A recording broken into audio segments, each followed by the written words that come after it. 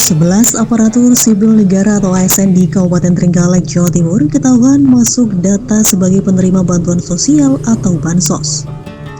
Mengetahui hal ini, Bupati Trenggalek Muhammad Nur Arifin alias Mas Ipin langsung meminta dinas sosial setempat tendang nama-nama ASN tersebut dari data penerima Bansos.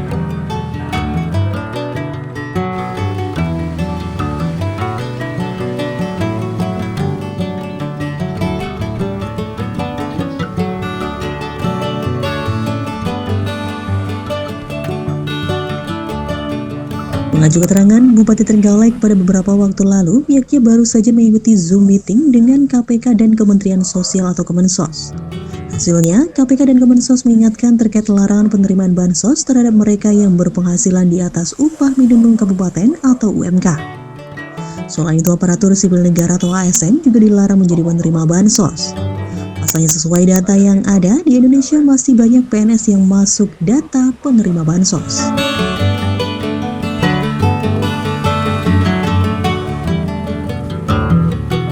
Bupati Trenggalek Muhammad Nur Arifin mengatakan dari hasil penelusuran data penerima Bansos di Kabupaten Trenggalek sempat ditemukan adanya 11 PNS yang masuk sebagai data penerima.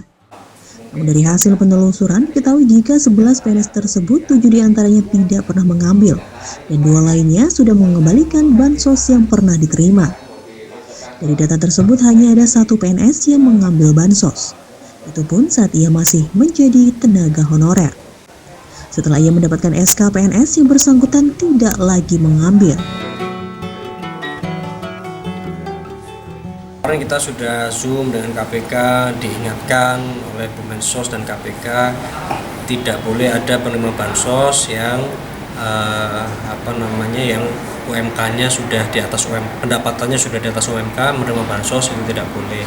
Kemudian ada di Indonesia ada ASN yang masih terdaftar terima Bansos. Nah, kebetulan kita kalau masalah pendataan kita dari dulu sudah sangat rigid.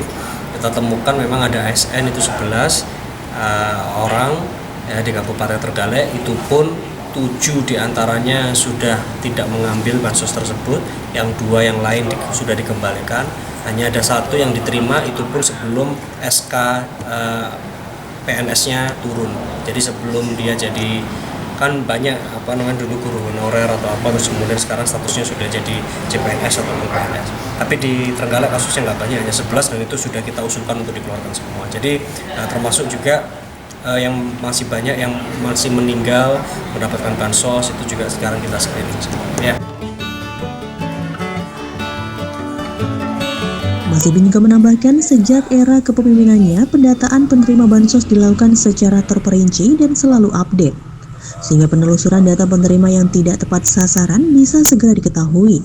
Saat ini petugas juga masih terus menyesuaikan data penerima Bansos karena sejumlah warga yang sudah meninggal dunia dan masih ada yang tercatat sebagai penerima Bansos.